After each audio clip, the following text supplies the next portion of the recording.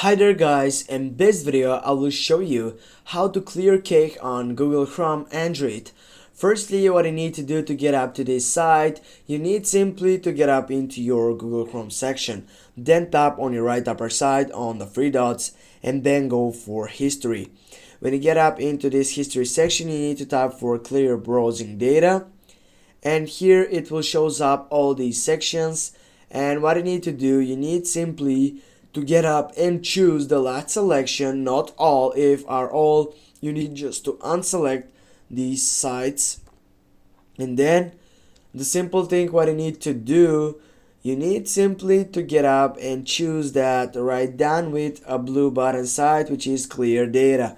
Go for clear data and it will bring you to the clear caking on this Google Chrome site. Also, if you want to get up and change this section, you can try with getting up on your settings site on your phone. Then you need to go for applications, and then you need to go for manage applications.